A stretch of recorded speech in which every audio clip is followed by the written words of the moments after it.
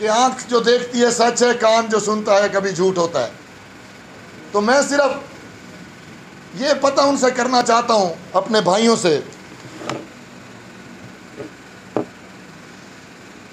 कि जो आज हमारी गोमल यूनिवर्सिटी के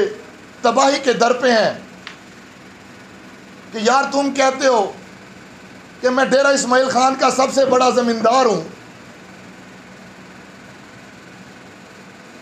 तो मैं ये पूछना चाहता हूं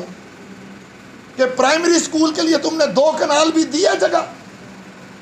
और तुम बात करते हो कि जिन लोगों ने 10-10 हज़ार एकड़ दिया है तालीम के लिए, और जिसका ऐलान हुआ 4 साल, तो आप ये कहते रहे हैं कि मैं भी वजीर हूं, मेरा भाई भी वजीर है, मैं भी वजीर हूं, मेरा भाई भी वजीर है। भाई क्या करना चाहते हो तुम? नेशनल बैंक हमसे चला गया, रीजनल ऑफिस,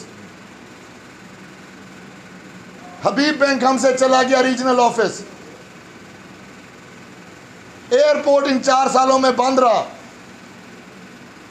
और जिसका तुम और तुम्हारा भाई वजीर हो, वो तो अभी भी TMA जो है रोज हड़ताल करती है कि हमें तनख्वाहें दो, और तुम पैसे निकलवा लेते हो, कभी जीप रैली की और कभी घोड़ा दौड़ के।